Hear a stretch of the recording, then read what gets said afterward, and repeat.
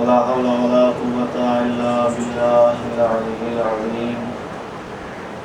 أعوذ بالله السميع العليم من الشيطان اللعين الرجيم.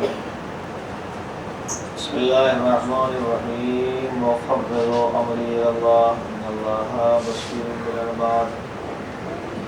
حسبنا الله ونعم الوكيل. نعم المولى ونعم النصير.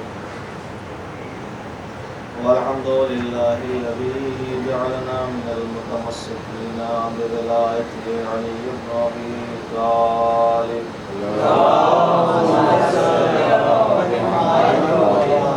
الذي من تكلم سمع كلامه ومن سكت علم ما في نفسه ومن عاش فعليه رزقه ومن مات فإليه معاده.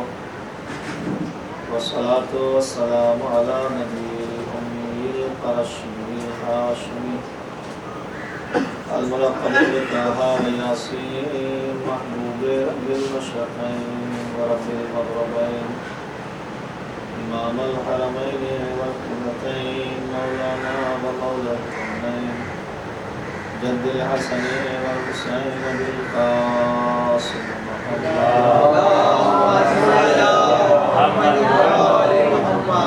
وآله أهل بيته الطيبين الطاهرين المعصومين المظلومين الذين أذهب الله عنهم الرجس وطهرهم تطهيرا.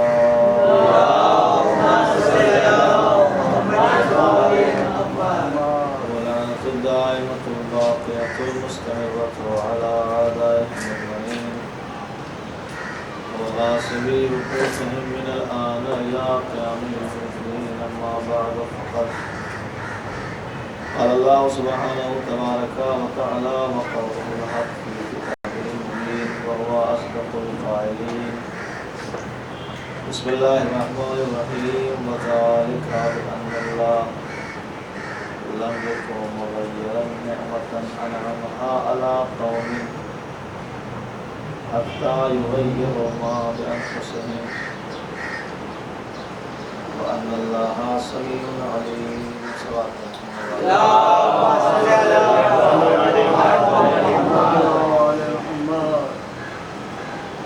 اللہ اپنی دی ہوئی نعمتوں کو جو اس نے کسی بھی قوم پر نازل کر دی ہیں، کسی بھی قوم کو دے دی ہیں، وہ نعمتوں کو سلب نہیں کرتا، نعمتوں کو بدلتا نہیں، ان کو تغیر نہیں کرتا، ان میں نعمتوں کو ختم نہیں کرتا. مگر ہاں اگر کوئی قوم خود یہ چاہے اور کوئی ایسا عمل کرے جس کی بنیاد پر نعمتوں کے سلب ہونے کا ذریعہ بنے تو اس کی وجہ سے نعمتیں سلب ہو جاتی ہیں. نعمتوں میں شکر نعمت کی بنیاد پر اضافہ بھی ہوتا ہے. شکر نعمت کی بنیاد پر نعمتوں کو سلب کر لیا جاتا ہے.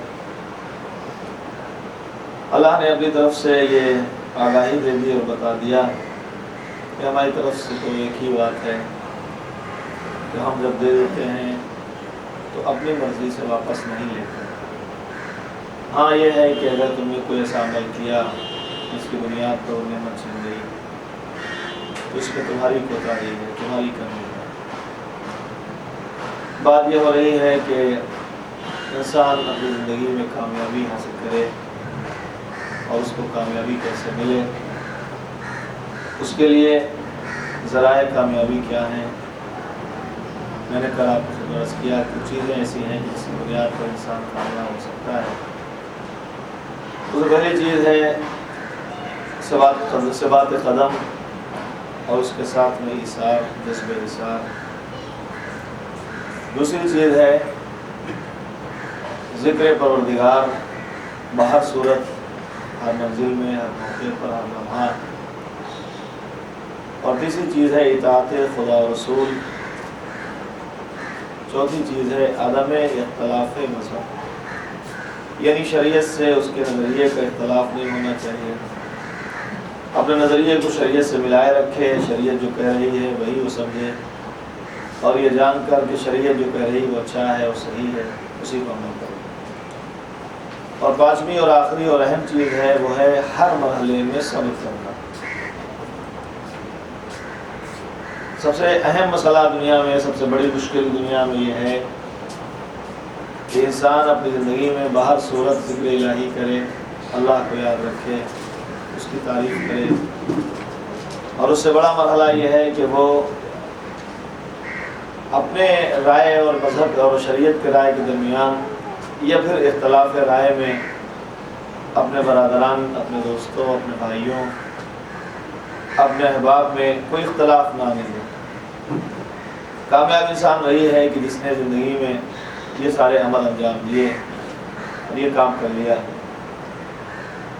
कुछ चीज़ें ऐसी हैं कि जो अल्लाह दे देता है उनको लेता नहीं है, जिनके बारे में उसने कह दिया और वो हम छीनते नहीं हैं, वापस नहीं लेते हैं तुम्हारी वजह से। मसलन इंसान को बेइंतहा रिस्क दे देना और इतनी रोज़ी दे देना, इतनी रोज़ी उसको इनायत कर देना कि वो खुशहाल दुनिया में ज़िंदगी गुजार सके, अच्छी ज़िंदगी गुजार सके।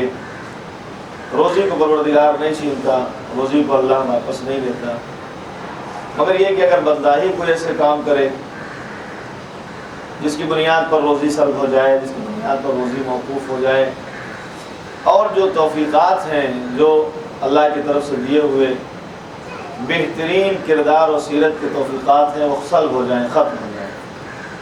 उसकी एक वजह यह है कुरान मजीद ने जिसका ऐलान किया, बिस्मिल्लाहिर्रहमानिर्रहीम, वमन अअरज़ अन ज़िक्री फ़इन्न लहू मईशतन ज़नका, कि हम नेमत रिज़्क़ को, नेमत रोज़ी को मौकूफ़ करते हैं, रोक देते हैं, इम्तहान की मंजिल में खड़ा कर देते हैं। कब? जब इंसान हमारे ज़िक्र से अपने को अलग कर लेता है, और जब तक वो हमारे ज़िक्र से अपने को मिलाए रहता है, जब तक हमारे ज़िक्र से अपने को करीब किए रहता है और हमारे ज़िक्र में बिल्कुल मुनहमिक रहता है, हम अतन उसमें गोश रहता है, और उसके साथ साथ वो हमारे ज़िक्र के साथ महव ज़िंदगी में महव रहता है और हर लम्हा हमारा ज़िक्र करता रहता है। तो जितना ज़्यादा ज़िक्र बढ़ता जाता है उतना ही उसके रिज़्क़ और तौफ़ीक़ात में इजाफा होता है। जितना ज़्यादा जो है रिज़्क़ में तौफ़ीक़ात में कमी होती हो तो समझ लेना कि उसके ज़िक्र में कमी हो रही है। तो हमारी ज़िंदगी में जो मराहिल हैं, जो मसाइल हैं, उनमें हमारी ज़िंदगी में जो सबसे बड़े मसले हैं, सबसे बड़े मराहिल हैं, वो यही मराहिल हैं कि जिनमें हमें काम करना है और हमें उस पर अमल करना है। हमें मसलन जो है अपनी ज़िंदगी में किसी मरहले में कामयाबी हासिल करना है तो पहला कदम हमारा जो होना चाहिए वो ये होना चाहिए कि हम उस पर सिबात कदम रखें। कभी कभी ऐसा होता है कि कोई काम हम करने के लिए चलते तो हैं मगर हमें यकीन नहीं होता कि पूरा हो जाएगा, हमें एतबार नहीं होता कि हो जाएगा। जैसा कि मज़हब शरीयत के बारे में भी, मज़हब और शरीयत के बारे में भी लोगों के दिमाग में ख्याल पैदा होता है कि हम नमाज़ें पढ़ रहे हैं कि आया नमाज़ें कबूल होंगी कि नहीं होंगी, हम सिले रहमी कर रहे हैं, इसका हमें अजर मिलने वाला है कि नहीं मिलने वाला है, हम लोगों की मदद कर रहे हैं, इससे हमें फ़ायदा मिलने वाला है कि नहीं मिलने वाला है। अगर इस नज़रिए से आपने कोई काम किया, कोई नेकी की, तो फिर ये मुश्किल है कि आपको उसका अजर मिले, इसलिए कि पहले से आपको एतबार और यकीन नहीं। और अगर आप बारगाह इलाही में इस यकीन के साथ खड़े हो गए कि जब हम कोई कोताही नहीं करेंगे तो फिर वो देने में कोताही नहीं करेगा, हम जब कोई कमी ना करेंगे तो फिर उसकी तरफ से कबूलियत में कोई कमी नहीं होगी, तो फिर यकीनी तौर से आपका वो अमल कामयाब होगा, उसमें कबूलियत की मंजिलें आपको हासिल होंगी। एक रास्ता चल रहे हैं, रास्ता चलते चलते आपको एक मंजिल पर जाना है और उस मंजिल पर जाने के लिए आपको उस रास्ते में शक पैदा हो रहा है, आया ये रास्ता वही है कि जिस पे हमें जाना है या कोई रास्ता दूसरा है। तो अब आप जब चलेंगे, आपका कदम जब उठेगा तो हर कदम मशकूक होगा, ये सोचते हुए उठाएंगे कि मुमकिन है कि हम दूसरे रास्ते पर जा रहे हों, और अगर दूसरे रास्ते पर जा रहे हैं तो खाली जहमत है और जहमत से हम लोग आगे बढ़ रहे हैं, हमें मंजिल मिलने वाली नहीं है। तो जब इंसान अक्लमंदी के एतबार से रास्ता चलता है, सबसे बेहतरीन इंसान वो है, सबसे अक्लमंद और होशियार इंसान वो है कि जब रास्ता चलता है تو راستہ چلنے سے پہلے معین کر لیتا ہے کہ یہ راہ حقیقت کی راہ ہے یا یہ راستہ مشکوک راستہ ہے۔ جب اس کو معین ہو جاتا ہے اور حقیقی طریقے سے اسے معلوم ہو جاتا ہے کہ یہی راستہ حقیقی ہے، تب پھر اس کو چلنے میں دشواری نہیں ہوتی، اور چلنے میں دشواری نہیں ہوتی تو پھر اس کو پہنچنے میں بھی دیر نہیں لگتی ہے۔ جتنا زیادہ اس راستے پہ اس کو یقین پیدا ہوتا جائے گا اتنا ہی زیادہ اس کے قدم جمتے چلے جائیں گے۔ آپ سمجھیے گا، زندگی کے ہر مرحلے میں، حیات کے ہر مسئلے میں ہماری ذمہ داری یہ ہے کہ پہلے ہم ہر عمل کرنے سے پہلے اس میں یقین حاصل کر لیں کہ یہ کام ہمارا یقینی طور سے اللہ کی نظر میں صحیح ہے کہ نہیں۔ ہم روزی کمانے کے لیے نکلے گھر سے، رزق کے لیے گھر سے نکلے، اور نکلنے کے بعد جا رہے ہیں، جاتے جاتے ہمیں مشکوک ہے کہ راستہ ہمارے لیے اچھا ہے کہ نہیں ہے۔ اگرچہ آج کے زمانے میں اس طرف سوچتا بہت کم انسان ہے، اس کو تو یہ ہے کہ جو بھی آ رہا ہے آنے دیجیے، اور جب آ جائے گا تب سوچا جائے گا کہاں سے آیا ہے۔ اور کچھ لوگ ایسا سوچتے ہیں کہ تب سوچا جائے گا کہاں سے آیا، کچھ لوگ سوچتے ہیں کہ سوچنے کی ضرورت ہی کیا ہے، جب آ گیا تو آنے دیجیے۔ اب ہمارے پاس آیا، ہم جیسے چاہیں یوز کر لیں، جیسے چاہیں استعمال کر لیں۔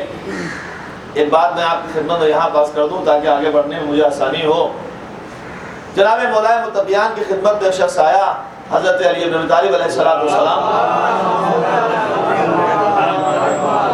اور آنے کے بعد سوال کیا۔ کچھ اس زمانے میں لوگ پیدل چل کے جاتے تھے اپنے زمانے کے امام کے پاس، کچھ سیکھنے کے لیے، کچھ معلومات کے لیے، کچھ حاصل کرنے کے لیے۔ اساتذہ کے پاس جاتے تھے تعلیم حاصل کرنے کے لیے، تو بھی بڑی زحمتیں ہوتی تھیں، اور علم کی جو اہمیت جانتے تھے ان کے لیے اور زیادہ زحمتیں ہوں، کتنی بھی زحمتیں ہوں، ہر زحمت کو وہ لوگ برداشت کرتے تھے۔ پیغمبر نے فرمایا اطلب العلم ولو کان بالصین، چاہے چین جانا پڑے تو علم حاصل کرو۔ تو جو لوگ معلومات فراہم کرنا چاہتے تھے، علم حاصل کرنا چاہتے تھے، تو وہ لوگ دور تک جاتے تھے اور پیدل جاتے تھے، زحمتیں اٹھا کے جاتے تھے، تکلیفیں برداشت کر کے جاتے تھے۔ جانے کے بعد معلومات حاصل کرتے تھے، پوچھتے تھے، اور اس کے بعد پھر اس پر عمل کرتے تھے۔ میں یہ بات آپ کی خدمت میں اس لیے عرض کر رہا ہوں کہ کوئی کام بغیر سمجھے ہوئے کرنے کے بعد ممکن ہے کہ کچھ دن کے لیے آپ کو اچھا لگے کہ ہم نے اچھا کام کیا، لیکن پھر بعد میں یا تو فوراً رزلٹ آ جاتا ہے اس کے نقصان کا، یا پھر کچھ دن کے بعد اس کا رزلٹ آتا ہے، اور اس کے بعد اس میں پریشانی اور تکلیف ہوتی ہے کہ جو ہے ہم نے پوچھ لیا ہوتا، معلوم کر لیا ہوتا، پتہ کر لیا ہوتا تو شاید اس میں ہمیں نقصان نہ ہوتا۔ جیسے قرآن نے کہا فَاسْأَلُوا أَهْلَ الذِّكْرِ إِن كُنتُمْ لَا تَعْلَمُونَ، یہ قرآن ساری باتیں کیوں کر رہا ہے؟ اس لیے تھوڑا ہی کر رہا ہے کہ صرف ماہ رمضان مبارک میں اٹھائیے اور پڑھ کے خوش ہو جائیے۔ یہ جب کوئی بیمار ہو اس کو ہوا دینے کے لیے قرآن مجید اٹھا کے ہوا دے دیجیے، باقی رکھ دیجیے، باقی فرصت ہی نہیں ہے، موقع نہیں ہے، ٹائم نہیں ہے۔ نہیں، قرآن ساری باتیں اس لیے کر رہا ہے کہ آپ ان آیات کو پڑھ کے یاد کر لیجیے اور ہر موقع پر ان پر عمل کیجیے۔ فَاسْأَلُوا أَهْلَ الذِّكْرِ إِن كُنتُمْ لَا تَعْلَمُونَ، اہل ذکر سے پوچھ لو اگر تمہیں نہیں معلوم ہے، نہیں معلومات ہے۔ میں اس زمانے کی باتیں کرتا، اس زمانے میں تو لوگ شریعت سے بات کرنے کے لیے، مذہب کے بارے میں بات کرنے کے لیے، فائدے کی باتیں کرنے کے لیے وقت نہیں رکھتے۔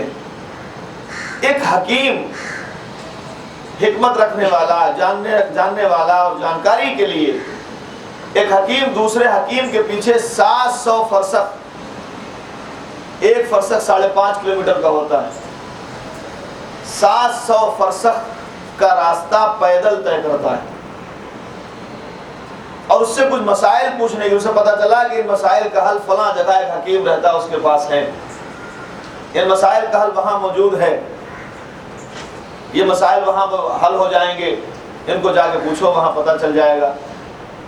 تو اس نے 700 فرسخ کی دوری پیدل طے کی وہ مسائل پوچھنے کے لیے، جن کے لیے حدیث کہتی ہے کہ ان کا پوچھنا نہ پوچھنا، معلوم کرنا نہ معلوم کرنا، علم ہونا نہ ہونا، دونوں کوئی معنی نہیں رکھتے تھے۔ وہ فروع دین میں نہیں تھے، اصول دین میں نہیں تھے، وہ صرف اس کے علم کو اضافہ کرنے کے لیے اس نے پوچھا، صرف اپنے علم میں اضافہ اور اس میں اور زیادہ بڑھانے کے لیے پوچھا تھا کہ وہ ہمیں معلوم ہو جائے گا تو ہمارے پاس وہ علم رہے گا، کبھی بھی ہمارے کام آ سکتا ہے۔ ہمارے یہاں سب سے بڑا مشکل مسئلہ یہ ہے کہ ہم اپنے مسائل کا حل تلاش تو کرتے ہیں، مگر کیسے تلاش کرتے ہیں؟ یا تو ہم تلاش کریں گے کہ ہماری اس مشکل کا حل کوئی تعویذ کے ذریعے سے مل جائے، چونکہ جن کو میں سنا رہا ہوں ان کے یہاں سب سے بڑی بیماری ہے، کہ یہ جو مسئلہ ہے، یہ مشکل جو ہے، اس کا حل کہیں نہ کہیں سے تعویذ کے ذریعے سے مل جائے، اور تعویذ لیں اور مشکل حل ہو جائے۔ اس میں کچھ لوگ بیوقوف بنانے والے اچھا خاصا بیوقوف بھی بنا دیتے، اور جب پوری طرح بیوقوف بن جاتی ہیں وہ ہماری ماں بہنیں، تب ان کو ہوش آتا ہے کہ ہاں اس نے مجھے بیوقوف بنایا۔ اچھا خاصا اس کے شوہر کو مار پڑ جاتا ہے، شوہر کو خبر بھی نہیں ہے کہ بٹوے سے پیسہ کہاں چلا جا رہا ہے، بیوی جانتی ہے کہ پیسہ کس کو دیا جا رہا ہے، شوہر بیچارہ دیکھتا ہے بٹوے میں اتنا پیسہ رکھا تھا، غائب کہاں سے ہو گیا، اس کو کیا خبر ہے کہ اس کے جو مسائل گھر میں پیدا ہوئے ہیں ان کا حل تلاش کرنے کے لیے زوجہ نے تعویذوں کا سہارا لیا۔ تعویذ ہر مسئلے کا حل نہیں ہے، دعا یا پھونک ڈال دینا، ورد کر لینا ہر مسئلے کا حل نہیں ہے۔ خداوند کریم نے دعا کے بارے میں کہا کہ آپ دعا کیجئے، اور اس کے بعد آپ کی ذمہ داری یہ ہے کہ جب دعا کر چکے تو آپ اس پہ عمل کیجئے۔ زوجین میں جھگڑا ہو گیا، آپس میں لڑائی ہو گئی میاں بیوی میں، تو شوہر چاہ رہا ہے کہ مجھے تعویذ مل جائے، بیوی میرے پیچھے پیچھے رہے، بیوی چاہتی ہے مجھے تعویذ مل جائے کہ شوہر میرے پیچھے پیچھے رہے۔ نتیجہ یہ ہوتا ہے کہ دونوں پہنچ گئے، شوہر نے بھی تعویذ لے لیا کہ بیوی اس کے پیچھے رہے اور جو وہ کہے وہ مانے، بیوی نے تعویذ لے لیا کہ شوہر اس کے پیچھے رہے، جو وہ کہے وہ مانے۔ اب دونوں میں ٹکراؤ پیدا ہو گیا کہ نہیں؟ دونوں نے تعویذ لے لیا، اپنے جیب میں رکھے ہوئے خوش فہمی میں مبتلا ہیں۔ شوہر یہ سوچ رہا ہے کہ اب تو میرا کوئی کچھ بگاڑنے والا نہیں، اب میں جو کہوں گا اسے ماننا پڑے گا کیونکہ میری جیب میں تعویذ ہے۔ بیوی یہ کہہ رہی ہے کہ میں جو کہوں گی اس کو ماننا پڑے گا کیونکہ میرے پاس تعویذ ہے، مسئلے کا حل ہے۔ نہیں نہیں، مسئلے کا حل یہ نہیں ہے، مسئلے کا حل یہ ہے کہ آپ دونوں بیٹھیے اور بیٹھنے کے بعد اپنے ذہنوں کو ملا لیجئے، اپنے مزاج میں ہم آہنگی پیدا کیجئے، یکجہتی پیدا کیجئے اور دونوں کو ایک ساتھ کر لیجئے۔ دیکھیے تعویذ سے جلدی اگر مسئلہ حل نہ ہو جائے تو خدا کو خدا نہ کہنا۔ ایک سوال بھیجے محمد علیہ وہ مسائل جو بیٹھ کے حل ہو سکتے ہیں، وہ مسائل جو ایکٹیویٹیز اور عمل سے حل ہو سکتے ہیں، وہ مسائل ان چیزوں سے حل نہیں ہوتے۔ اگرچہ اس میں انسان اندھی تقلید میں لگا ہوا ہے، کبھی برگد کی مٹی دے دی وہ بھی لیے ہوئے انسان چلا جا رہا ہے، کبھی ہڈیاں دے دی وہ لیے چلا جا رہا ہے، وہ اس کے گھر میں پھینک رہا ہے، اس کے گھر میں ڈال رہا ہے، وہ ادھر ڈالا ادھر ڈالا، بعد میں پریشانیاں تکلیفیں۔ یہ جو نجس اشیاء گھر میں آگے پڑ گئی ہیں صرف اس لیے کہ وہ شوہر متی ہو جائے، بیوی متی ہو جائے، کچھ دن کے بعد وہ نجس اشیاء اپنا اثر دکھانا شروع کرتی ہیں۔ نتیجہ کیا ہوتا ہے؟ نتیجہ یہ ہوتا ہے کہ اس کی وجہ سے گھر سے برکت چلی جاتی ہے، پریشانیاں اور تکلیفیں اس کا گھر دیکھ لیتی ہیں، اور شیطان کو موقع مل جاتا ہے۔ شیطان کہتا ہے سب سے بڑا میرا ہتھیار اگر بہکانے کا کوئی ہے تو دنیا میں عورتیں ہیں کہ جن کے ذریعے سے میں سب سے زیادہ بہکاتا ہوں، وہ میرے یہاں میرا ہتھیار ہے، میرا اسلحہ ہے، جن کے ذریعے سے میں زیادہ بہکاتا ہوں۔ شریعت یہ کہتی ہے، اسلام یہ کہتا ہے، کائنات میں اگر روح پرورش کسی کو کہا جائے، اگر روح تربیت کسی کو کہا جائے، اگر کردار کی روح کسی کو کہا جائے تو ان کا نام مستورات ہے۔ شریعت میں ان کی اتنی اہمیت ہے کہ پرورش کی روح ان کو کہا گیا، تربیت کی روح ان کو کہا گیا، کردار سازی کی روح ان کو کہا گیا۔ لیکن شیطان کہتا ہے یہ میرا ہتھیار ہے۔ وجہ یہ ہے کہ جلدی سے یہ جو ہے شیطان کے بہکاوے میں آ جاتی ہے، اس کے بعد جو ہے جو چاہتے ہو کر ڈالتی ہے۔ ان کا حل یہ نہیں ہے۔ ہمارے یہاں مسائل جب پیدا ہوں تو ان کا حل قرآن خود کہتا ہے کہ ہمارے پاس حل موجود ہے، اور اگر قرآن سے آپ حل نہ نکال سکیں تو قرآن جاننے والوں نے اس کا حل پیدا کیا ہے، بتایا ہے، سمجھایا ہے۔ کس سے نکالیے؟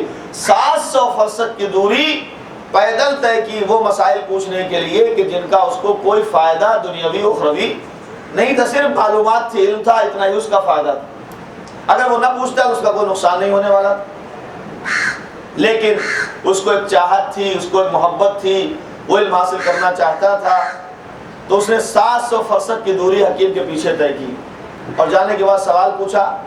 7 سوال تھے۔ اس کے پہلا سوال یہ تھا کہ آسمان سے زیادہ، آسمان جو آسمان ہے، آسمان سے زیادہ بلند کیا چیز ہے، اسے پوچھا۔ حکیم سے پوچھا کہ آسمان جو ہے اس سے زیادہ بلند کچھ چیز ہو سکتی ہے؟ سب سے بلند آسمان ہے، کہ اس سے زیادہ کوئی بلند چیز ہے دنیا میں جو زمین پہ ہو مگر بلند ہو؟ تو اس نے جواب دیا کہ آسمان سے زیادہ اگر کچھ بلند ہو سکتا ہے تو اس کا نام ہے ذکر خدا۔ الا بذکر اللہ تطمئن القلوب، پوری کائنات سکون ڈھونڈ رہی ہے، کوئی دولت میں سکون ڈھونڈ رہا ہے، کوئی ثروت میں سکون ڈھونڈ رہا ہے، کوئی جہاں وشا میں سکون ڈھونڈ رہا ہے، کوئی دوستوں میں سکون ڈھونڈ رہا ہے، کوئی احباب میں سکون ڈھونڈ رہا ہے، کوئی رشتہ داروں کے پاس سکون تلاش کر رہا ہے، کوئی سیر و تفریح میں سکون تلاش کر رہا ہے، کوئی دریاؤں میں ڈھونڈ رہا ہے، کوئی پہاڑوں میں ڈھونڈ رہا ہے، کوئی کہیں ڈھونڈ رہا ہے، کوئی کہیں ڈھونڈ رہا ہے۔ پوری کائنات میں دنیا بھاگی پھر رہی ہے کہ ہمیں سکون مل جائے۔ قرآن کہتا ہے میرے پاس آ جاؤ، ذکر خدا کرتے رہو، سکون ملتا چلا جائے۔ ہمارے پاس سکون موجود ہے۔ جیسے آسمان سے بلند اگر کوئی چیز ہو سکتی ہے تو وہ ذکر خدا ہے، ذکر الہی ہے۔ کیوں؟ میں نے ابھی آیت پڑھی ہے، کیونکہ ذکر خدا ہی وہ چیز ہے کہ جو برکت رزق کی ضامن ہے۔ وَمَنْ عَارَضَ عَنْ ذِكْرِي فَإِنَّ لَهُ مَعِيشَةً ضَنْكَا، جو ہمارے ذکر سے عاری ہو جائے، ہمارے ذکر سے دور ہو جائے تو اس کی معیشت کو ہم تنگ کر دیتے ہیں۔ وَنَحْشُرُهُ يَوْمَ الْقِيَامَةِ أَعْمَىٰ، اور قیامت کے دن سے ہم اندھا اٹھائیں گے۔ قَالَ يَا رَبِّ لِمَ حَشَرْتَنِي أَعْمَىٰ وَقَدْ كُنْتُ بَصِيرًا، اے پروردگار تو نے ہمیں اندھا کیوں اٹھایا جبکہ ہم دیکھنے والے تھے؟ تو ہم کہیں گے اسی طرح جس طرح دنیا میں تو ہماری آیتیں دیکھ کر اندھا ہو گیا۔ تو ذکر جو ہے آسمان سے زیادہ بلند اگر کوئی چیز ہے تو وہ ہے ذکر خدا۔ پھر اس کے بعد اس نے پوچھا کہ اگر زمین سے زیادہ کوئی پہن منکسر، بہتر، منکسر سے مراد یہ ہے کہ برابر اپنے کو جھکائے ہوئے، انسانوں کے پیروں کے تلے بچھے ہوئے اور اپنے کو نیچا کیے ہوئے کوئی چیز دنیا میں ہے؟ تو اس نے جواب دیا کہ ہاں، عدل ہے، انصاف ہے۔ اگر کوئی انسان اپنی زندگی میں انصاف کو شیوا بنا لے تو وہ زمین سے زیادہ پہن اور زمین سے زیادہ منکسر مزاج ہوتا ہے۔ اور خدا کہتا ہے جو جتنا میرے لیے جھکتا ہے میں اس کو بندوں کے لیے اتنا ہی بلند کرتا ہوں۔ ایک صلوات بھیجے محمد کہ زمین سے زیادہ پہن کوئی چیز ہو سکتی، کہاں عدل ہے، عدل اور انصاف جس کو انسان اپنی زندگی میں جگہ دے۔ پھر وہ پوچھتا ہے سوال، تیسرا سوال، کہ کیا سمندر سے زیادہ کوئی غنی شے ہے کہ سمندر کسی کے پاس نہیں جاتا؟ دریا جو ہے دور دور سے بہتے ہوئے اس کے پاس آتے ہیں، اس کے پاس اتنا پانی ہے کہ اسے کہیں سے پانی لینے کی ضرورت نہیں۔ تو کہتے کہ سمندر سے زیادہ کوئی غنا ہے، کوئی غنی ہو سکتا ہے؟ کہاں؟ ایک انسان اگر طبیعت کوئی سمندر سے زیادہ بے نیاز اگر ہو سکتا ہے تو وہ ہے جس انسان کی طبیعت غنی ہو اور اس کو جو مل گیا اس پہ توکل کرتا ہو، اس پہ بھروسہ کرتا ہو، وہ سمندر سے زیادہ غنی۔ سمندر میں جس طرح دنیا کی اشیاء موجود ہیں مگر وہ کبھی اپنے تلاطم کو باہر لا کے بتاتا نہیں کہ ہمارے اندر یہ چیزیں موجود ہیں، اور اپنے حدوں کو پار کر کے باہر نہیں نکلتا، تو فرماتا ہے وہ حکیم کہ وہ اگر کوئی انسان اپنے طبیعت کو غنی بنا لے اور یہ توکل کر لے پروردگار پہ جو اس نے دیا ہے وہی ہمارے لیے کافی ہے، اس سے زیادہ غنی سمندر بھی نہیں۔ سب سے زیادہ غنی سمندر، اس سے زیادہ غنی وہ انسان ہے کہ جس کی طبیعت میں غنا ہو اور طبیعت کے اندر جو ہے بے نیازی پائی جائے۔ تو جو کر رہے ہیں آپ، بے نیازی جب انسان کی طبیعت میں پائی جاتی ہے تو تاریخ گواہ ہے کہ جو انسان بے نیاز ہے دنیا اس کے دروازے پر دکھائی دیتی ہے مگر وہ کسی کے دروازے پر دکھائی نہیں دیتا۔ ثبوت بے نیازی یہ ہے کہ آنے والا ملک اپنے کو یتیم بن کے کھڑا کرتا ہے، وہاں پر اسیر بن کے کھڑا کرتا ہے اس کے دروازے پر، سائل بن کے کھڑا کرتا ہے اس کے دروازے پر۔ کائنات سمٹ کر در اہل بیت پر آئی ہوئی دکھائی دی مگر در اہل بیت کے رہنے والے کسی کا گھر پہ جاتے ہوئے دکھائی نہ دی۔ اس کی وجہ یہ ہے کہ انہوں نے اپنی طبیعت کو غنی بنا لیا کہ ہمیں جو کچھ مل چکا ہے وہ ہمارے لیے کافی۔ پھر اس نے ایک سوال کیا، کیا آگ سے زیادہ کوئی گرم چیز ہو سکتی ہے؟ سب سے زیادہ گرم آگ ہے جو جہنم میں پیدا کی گئی ہے، کہ آگ سے زیادہ کوئی گرم چیز ہو سکتی ہے؟ کہاں چیز ہے جو آگ سے زیادہ گرم ہے؟ کہ وہ کیا؟ کہ حریص، لالچی، لالچ۔ حریص اتنا گرم ہوتا ہے کہ وہ جدھر چاہتا ہے کوشش کرتا ہے، یہ مل گیا، یہ مل گیا، اب یہ مل جائے، یہ مل گیا، یہ مل جائے۔ حرص اور لالچ انسان کو مسلسل کسی نہ کسی کوشش پر لگائے رکھتا ہے۔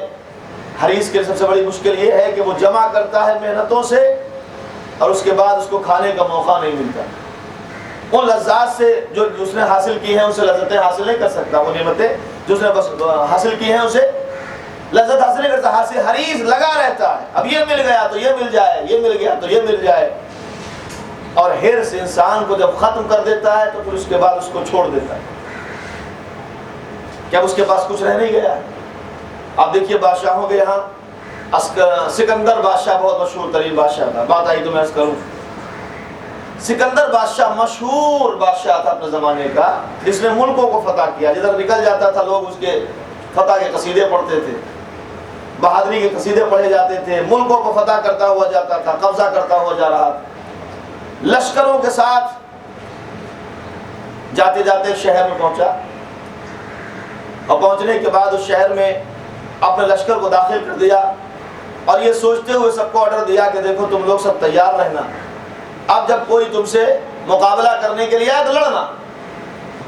لیکن نتیجہ یہ ہوا کہ جیسے ہی لشکر سکندر اس شہر میں داخل ہوا، اس شہر کا نام تھا شہر امن، یعنی امن و امان کا شہر،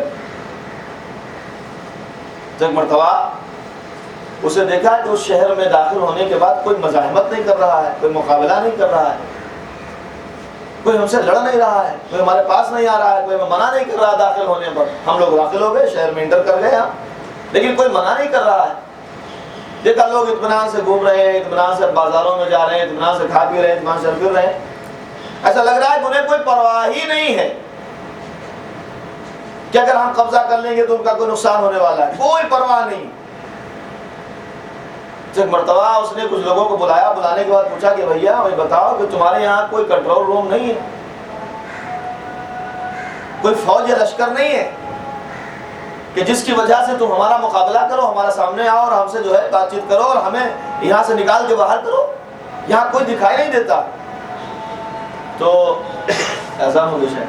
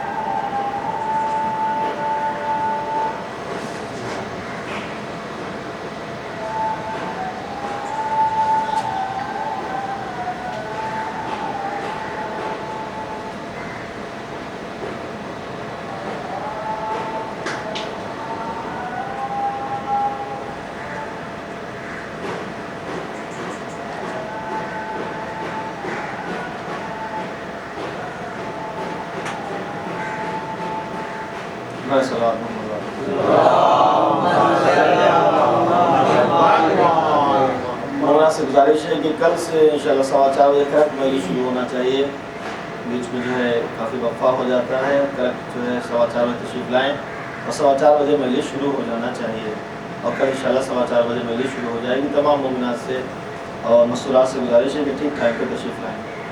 تو میں یہ عرض کر رہا تھا کہ سکندر بادشاہ داخل ہوا، اس نے پوچھا، اور پوچھنے کے بعد کہا کہ کوئی ایسا نہیں ہے کہ جو ہمارے سامنے مزاحمت کرے اور ہمیں یہاں سے نکالے اور کوشش کرے روکنے کی، ہم دیکھ رہے تم لوگ مطمئن ہو، کوئی بھی ہم سے مزاحمت نہیں کر رہا ہے۔ تو لوگوں نے جواب دیا کہ ہمارے یہاں کوئی ایسا سلسلہ نہیں ہے کہ ہم یہاں کنٹرول روم رکھیں یا کوئی ہمارا ایسا کوئی لشکر ہے، ایسی فوج ہے، کچھ نہیں، ہم لوگ خود اپنا کنٹرول خود کرتے ہیں، اپنا کنٹرول خود کرتے ہیں۔ توجہ چاہتا ہوں، جب انسان اپنا کنٹرول، اپنے نفس کا کنٹرول خود کرنے لگے تو اس سے بہتر کنٹرول کون کر سکتا ہے؟ کہ ہم لوگ اپنا کنٹرول خود کرتے ہیں۔ کہ وہ کیسے؟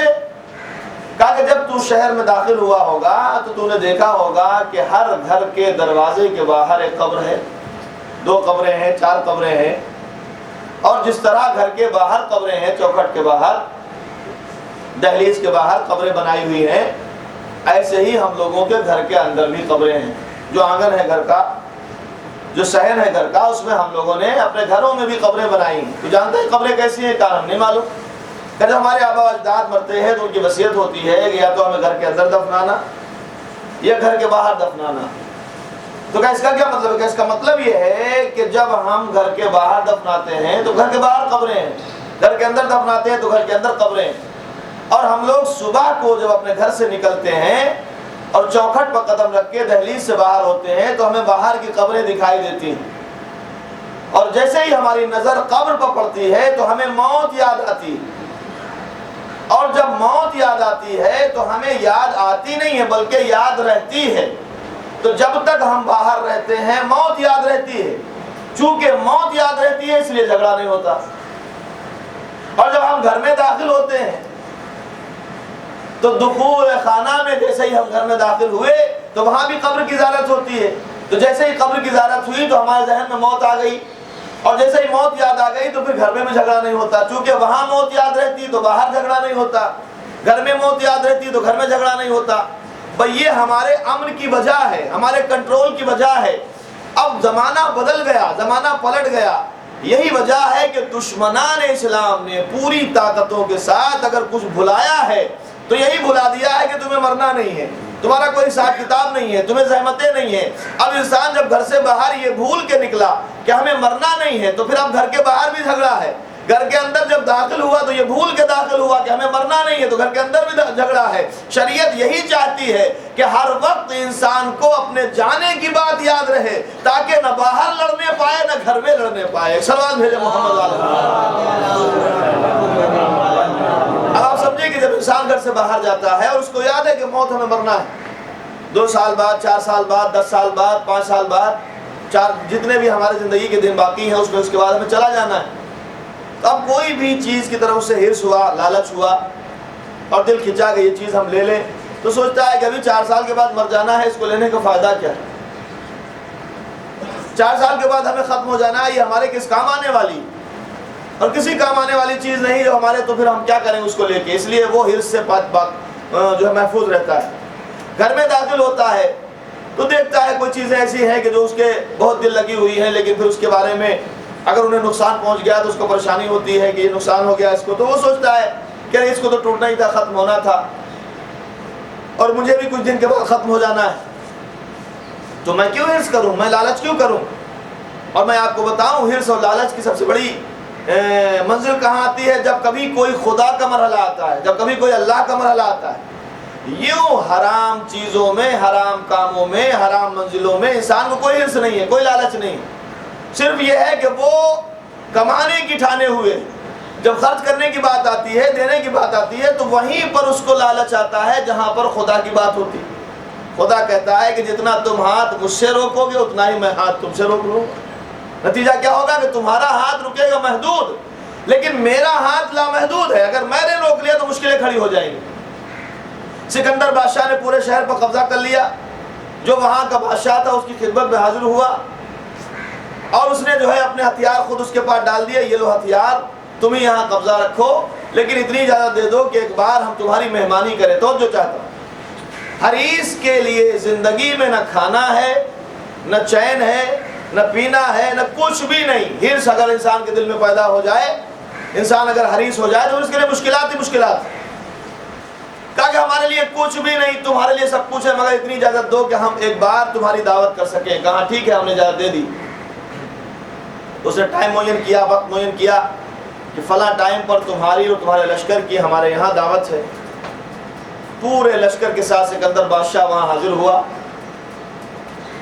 بادشاہت کا انتظام تھا اور بہترین انتظام، کھانا چنا گیا، دسترخوان پہ لذیذ کھانے رکھے ہوئے اور سب کھانے کھلے ہوئے ہیں، لوگ کھانے کے لیے بیٹھ گئے۔ لیکن جب سکندر بادشاہ کے سامنے اس کے کھانے کے لیے تشت آیا، اسپیشل تشت، تو اس تشت کو اس نے ڈھکا ہوا تھا، چھپا نہیں تھا۔ وہ تشت جو تھا اس کے اوپر کپڑا ڈھکا ہوا تھا اور اس کے اندر جو سامان رکھا ہوا تھا، جو برتن رکھے ہوئے، وہ سب ڈھکے ہوئے تھے۔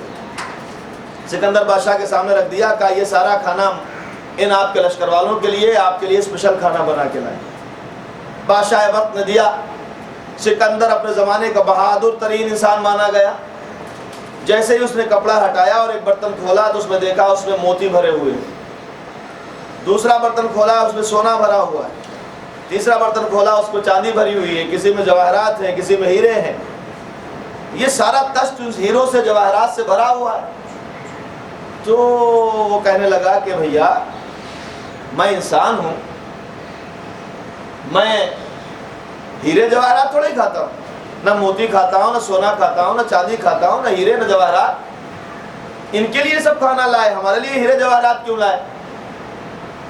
तो उसने कहा कि फिर आपकी गज़ा क्या है? हम तो समझे कि शायद आप यही खाते, इसीलिए मुल्कों के मुल्क तबाह करते हुए चले जाते हैं, जिधर निकल जाते हैं उधर बर्बादी बर्बादी फैला देते हैं, लोगों को कत्ल करते चले जाते हैं। कहा नहीं मैं ये नहीं खाता। कहा फिर गज़ा क्या? कहा जो सब खाते वही मैं खाता हूँ, वही पाव भर आटा, वही मुट्ठी भर दाल, वही सब हमारी गज़ा है जो तुम्हारी गज़ा है।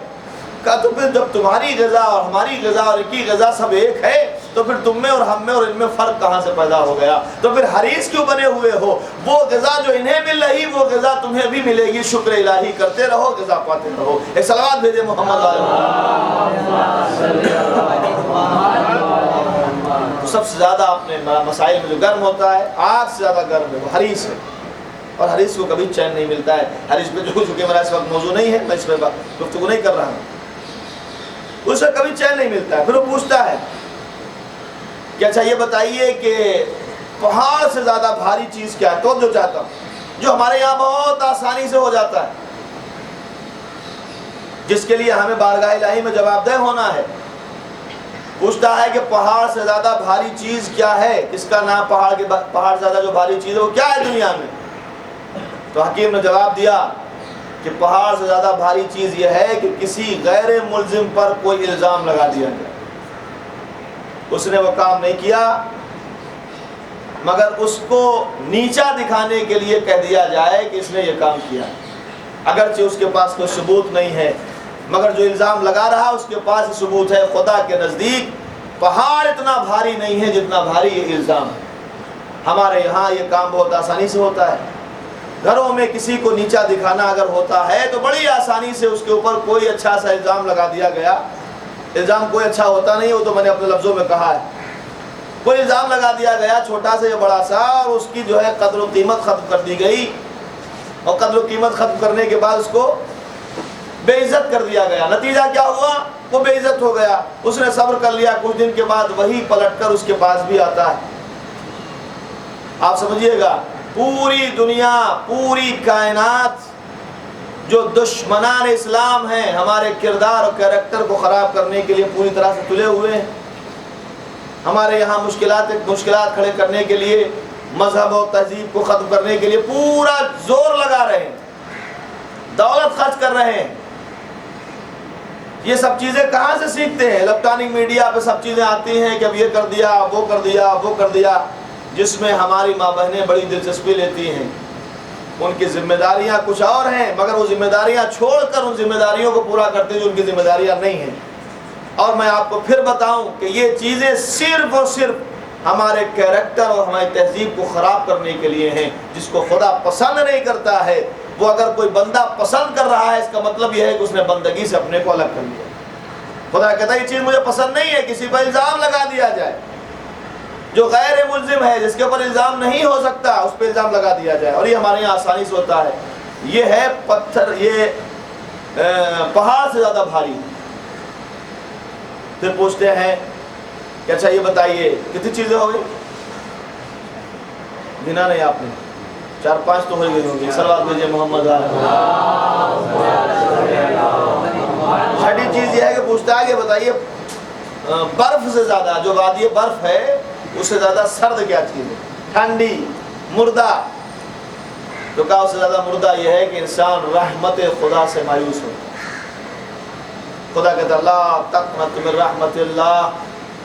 उम्र गुजर गई, वक्त अखीर के करीब पहुँच रहे हैं, बुढ़ापा आ गया, आप सोच रहे हैं कि अब कुछ किया तो क्या फ़ायदा, लेकिन खुदा कहता अल्लाह तक़नत मिन रहमतिल्लाह। जिस वक्त भी आँख खुल जाए समझ लीजिए वही सवेरा।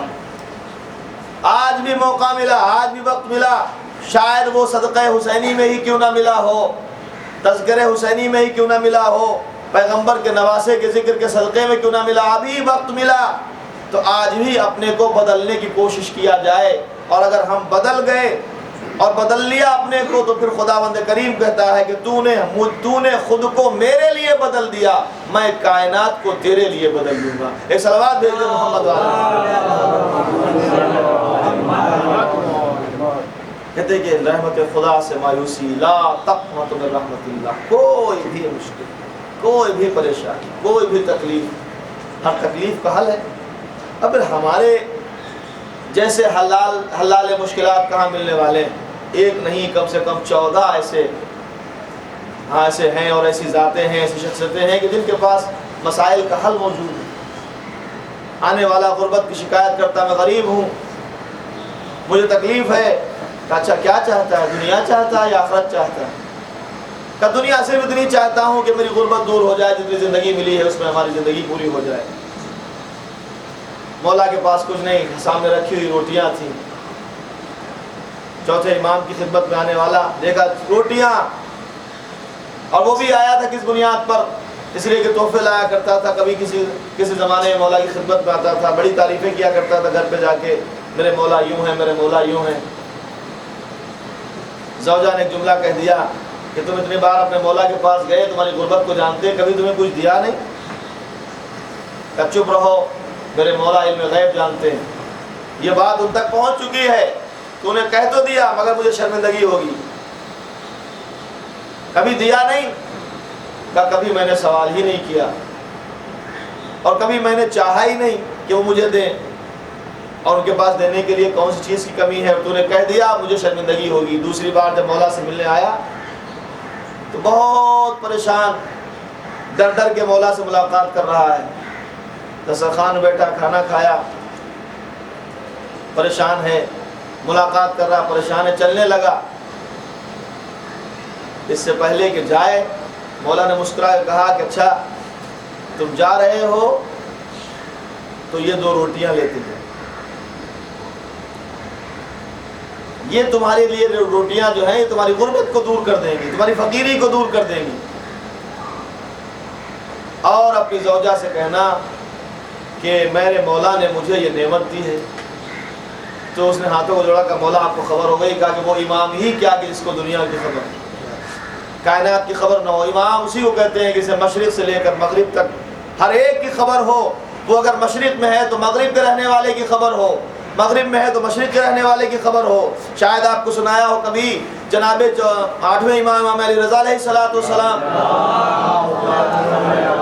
सफ़र मदीना से जब आए हैं, नैशापुर पहुँचने से पहले रास्ते में जनाजा देखा, कहा कि तशय्ये जनाजा करो। हदीस पैगंबर है कि अगर 6 फरसख भी दूर जाना पड़े तशय्ये जनाजा के लिए, ये 6 मील भी दूर जाना पड़े या उससे ज़्यादा दूर जाना पड़े, तो फिर आप तशय्ये जनाजा में शरीक हुए। 8वें इमाम तशय्ये जनाजा में शरीक हुए। जनाजे को ले जाके कब्र में लिटाया गया, कब्र बंद की गई। मौला चलने से पहले उस पर नमाज भी पढ़ी, सब कुछ, और चलने से पहले उसकी कब्र पर हाथ रखा, कहा फलां इब्न फलां इब्न फलां, तुझे जन्नत मुबारक हो। साथियों ने पूछा कि मौला पहली बार नशापुर आए, आपको क्या खबर है कि ये कौन है? आप समझे आपकी अहमियत क्या है? आपको क्या पता कि ये कौन इंसान है? आप करें कि उसको मुखातिब कर रहे हैं, आए फला इब्न फला, आए फला के बेटे, फला के बेटे, फला के बेटे। ये सब इसके बाप दादा को कैसे जानते हैं? तो मौलाना ने फरमाया कि तुम समझते नहीं हो मैं कौन हूँ, मैं हुज्जत इलाही हूँ। हुज्जत इलाही का काम यह है कि वो हर एक को जानता है। अब आप ये ना समझिए कि हमारा इमाम पर्दे गैब में हमें जानता नहीं, वो हमारा नाम भी जानता है, हमारी ज़ात को भी जानता है, हमारी तमाम सिफात को भी जानता है, वो हमसे लेके पूरी पुश्तों को जानता है। का क्या मतलब? कहा कि मशरिक़ से मगरिब तक कोई भी मरने वाला उस वक्त तक दुनिया से नहीं जाता जब तक मलकुल मौत को मेरी तरफ से इजाज़त न हो। एक सलवात भेज दे मोहम्मद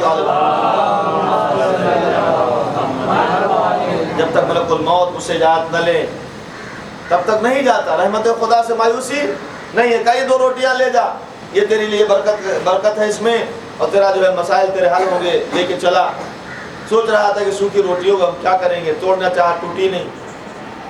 کھا نہیں سکتا۔ چلتے چلتے راستے میں بازار میں پہنچا، دیکھا کہ مچھلی فروش مچھلی بیچ رہا، اس کے پاس ایک مچھلی باقی ہے، شام ہو گئی اور ایک دم گلی ہوئی مچھلی کوئی لے نہیں رہا۔ اس نے کہا کہ مچھلی مجھے چاہیے، کہا کہ دے دوں گا، قیمت کہا کہ جو بھی دے دو۔ اس کے پاس روٹیاں تھی، کہا کہ یہ لو میرے پاس یہی روٹیاں ہیں، ایک تم لے لو اور یہ مچھلی مجھے دے دو۔ اس نے سوچا کہ ارے چلو کم سے کم اسی کے بدلے میں ہم اس کو بیچیں گے۔ اس نے دے دیا اور دینے کے بعد وہ لے کے چلا گیا۔ گھر پر گیا اور جانے کے بعد اس نے اس مچھلی کو کاٹنا شروع کیا، اس کے پیٹ کو چاک کیا، اس کے اندر 2 موتی نکلے، قیمتی موتی۔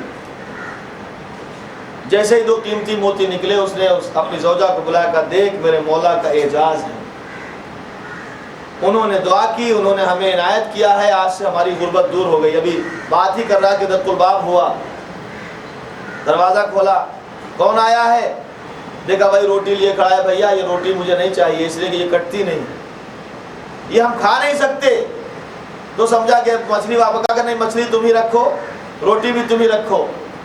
مچھلی کی وجہ سے 2 موتی نکلے، اس کی غربت دور ہو گئی۔ مولا کی خدمت میں گیا، کہتا ہے سلام کرنے کے بعد گفتگو کرنا چاہتا ہے۔ مولا نے کہا اچھا تمہاری غربت دور ہو گئی، لاؤ میری روٹیاں مجھے دے دو، اس لیے کہ وہ روٹیاں ہم اہل بیت ہی کھا سکتے ہیں، کوئی دوسرا نہیں کھا سکتا۔ ایک صلوات بھیج دیں محمد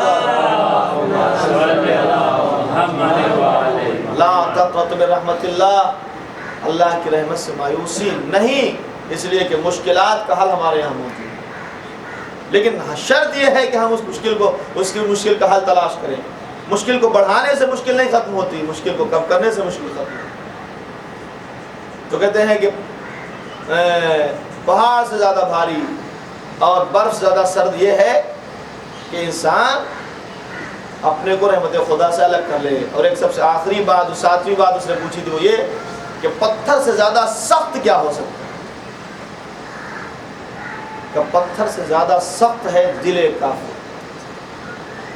شقی القلب انسان، جس کا دل پتھر ہو جائے، اس پہ کچھ اثر نہیں کرتا، کوئی روتا رہے، کوئی بلبلاتا رہے، کوئی چلاتا رہے، شریعت کی باتیں ہوتی رہیں، مذہب کی باتیں ہوتی رہیں، اس کے اوپر کچھ اثر نہیں کرتی۔ اگر اس کے دل پر ایسا ہو گیا کہ اس کے دل پر کوئی آیت اثر نہیں کر رہی ہے، اس کا مطلب یہ ہے کہ وہ شقی القلب ہے۔ اور جناب مولا متقیان فرماتے ہیں سب سے بڑی بیماری اگر دنیا میں ہو سکتی ہے تو وہ ہے دل کا سنگ ہو جانا، پتھر ہو۔ جو بیماری ان لوگوں کی تھی کہ جو کربلا میں حسین کے مقابل میں کھڑے، سنگ ہو جانا، دل کا پتھر ہو جانا سب سے بڑی بیماری ہے۔ کیوں ہوتی ہے؟ حضور ختم مرتبہ حضرت احمد مجتبیٰ محمد مصطفیٰ صلی اللہ علیہ وسلم آپ نے فرمایا ہے کہ دل پتھر کب ہوتا ہے؟ اس کے 5 اسباب ہیں، میں آج نہیں بتاؤں گا، یہ 5 اسباب میں کل بتاؤں گا کیا وجہ ہے کہ جس کی وجہ سے دل پتھر ہو جاتا ہے۔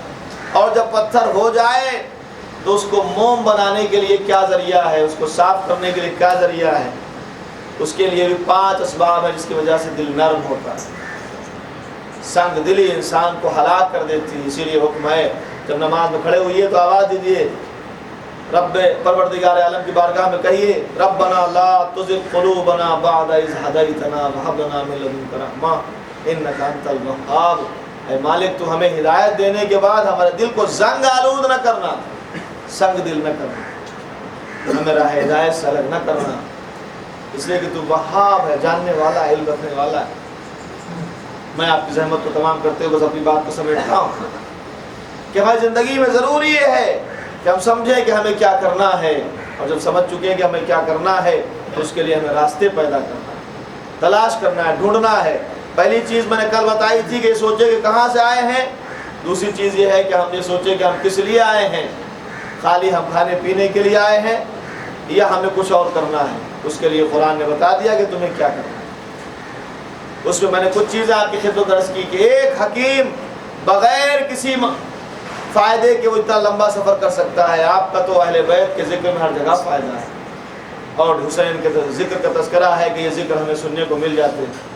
کبھی کبھی اس طرح بھی سنا کیجئے کہ دل پر لگا ہوا زنگ دھل جائے، زنگ ختم ہو جائے، وہ مسائل جو ہمارے درمیان میں پیدا ہو چکے ہیں، ہم آواز تعالی جل اعلی جل یا صاحب الزمان، لیکن اگر وہ کبھی ہمارے سامنے آ کے کھڑے ہو گئے کہ کیوں بلایا، تو کیا ہمارا چہرہ ایسا ہے کہ ہم ان کے سامنے کھڑے ہو سکیں؟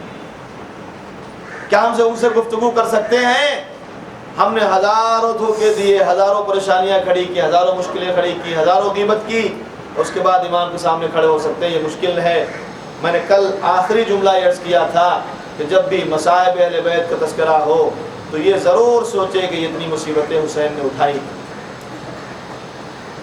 آج ماہ محرم کی پہلی تاریخ ہو چکی ہے، حسین قریب کربلا ہیں۔ نتیجہ یہ ہوا کہ مقام اشراف پر حسین سے ملاقات ہوئی۔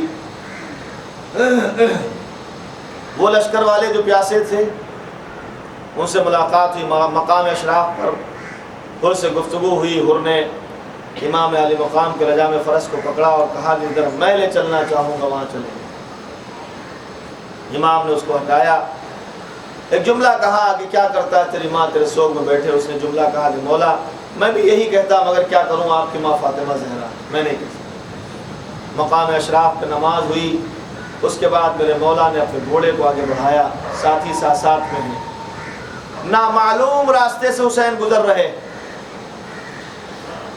ساتھیوں کو آواز دی کہ کیا تم لوگوں میں سے کسی کو ادھر کا کوئی راستہ معلوم ہے؟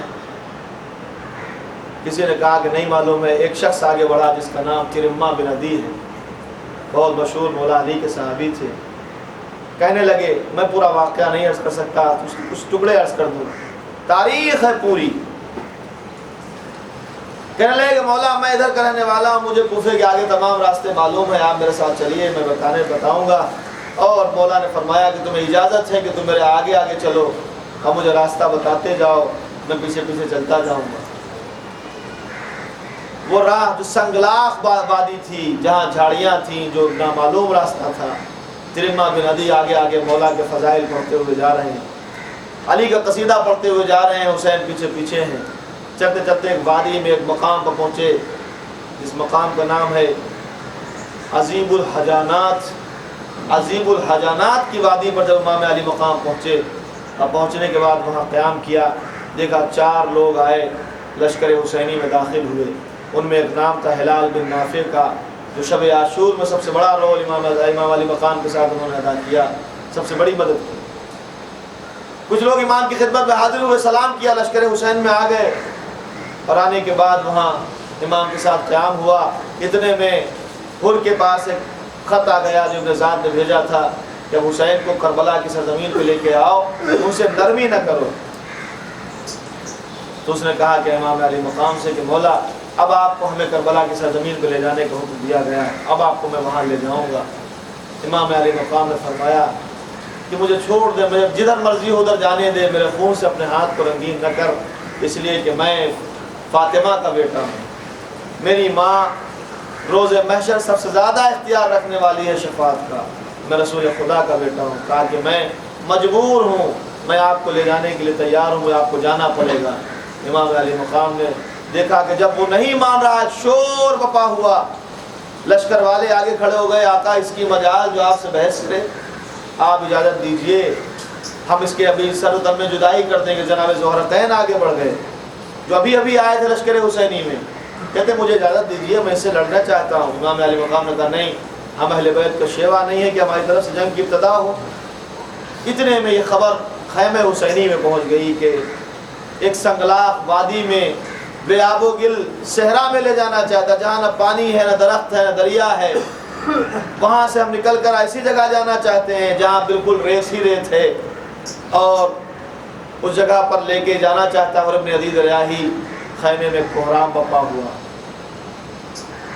جناب زینب رو رہی ہیں، ام لیلہ ام فروہ کی آنکھوں میں آنسو ہیں۔ گریا کیوں ہے؟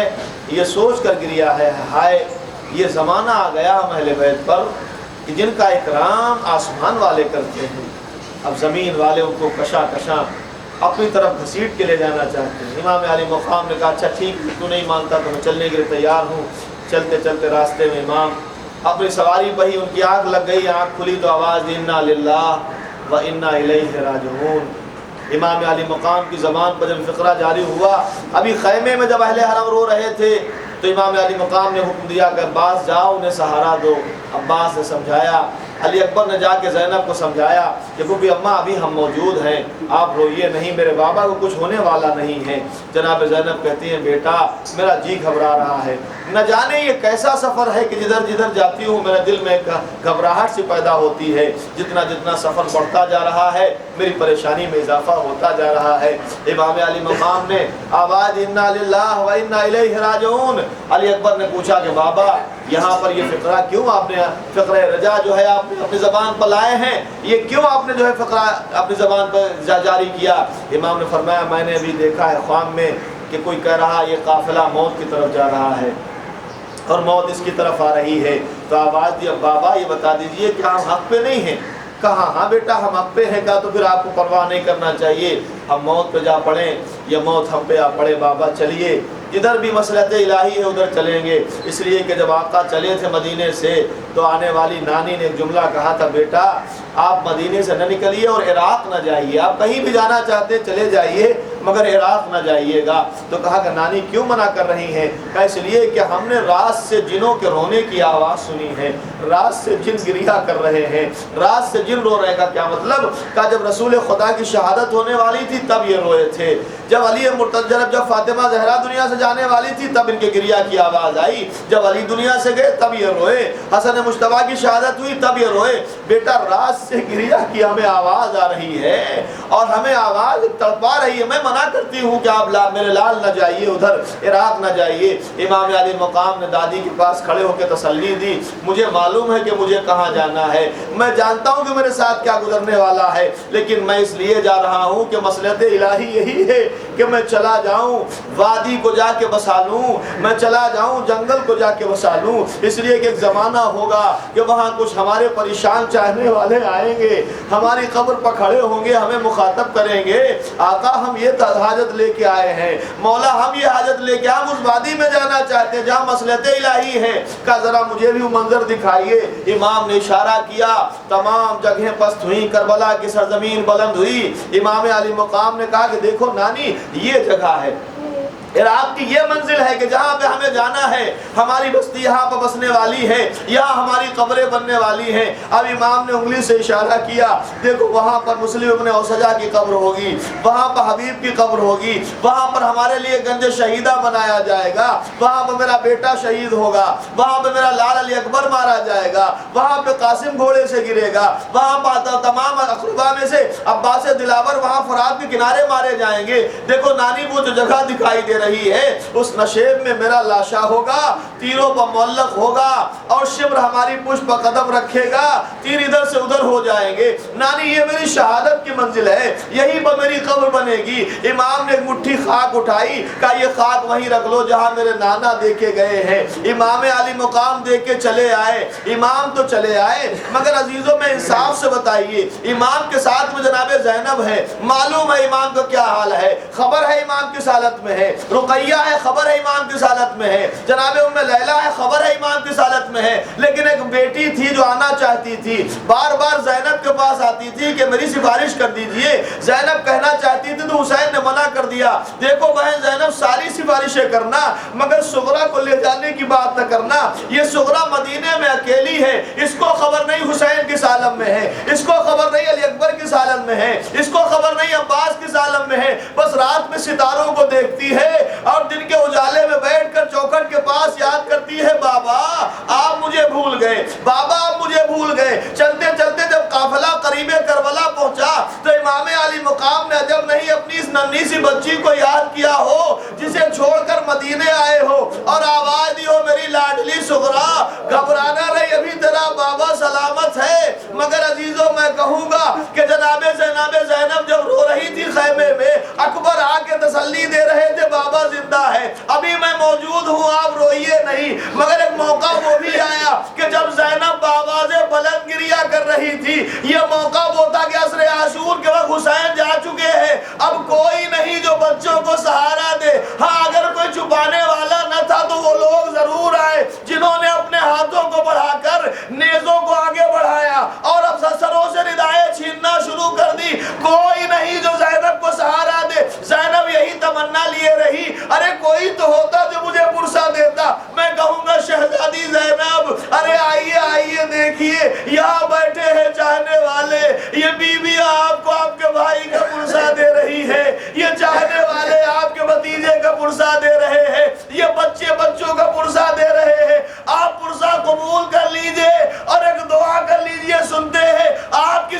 حسین قبول کرتے ہیں کہ اس طرح کوئی مانگ اور گود نہ اجڑے جیسے کربلا میں ام رباب کی گود اجڑ گئی، جیسے کربلا میں ام لیلہ کی مانگ اجڑ گئی۔ وَسَيَعْلَمُ الَّذِينَ ظَلَمُوا أَيَّ مُنقَلَبٍ يَنقَلِبُونَ الٰہی بحق الزہرا وابیہا وبارک بنیہا پروردگار تعالی مسجد میں اس لیے ہمارے سب سے صدا قبول فرما، آج نمال اس بارے میں اس کے مقام کو فرما، ایمانوں کو شفاء کاملہ صحت عاجلہ عنایت فرما، اور امین قبل رحمت نازل فرما، ہمارے زمانے کے امام کو سے راضی فرما، ہمیں ان کے ظہور میں تعدیل فرما، ہمیں ان کے اعمال و اصحاب میں شامل ہونے کی توفیق عنایت فرما، مظلومین جہاں کی مدد فرما، ظالمین کو نصف و نابود فرما، ربنا تقبل منا انک انت السمیع العلیم۔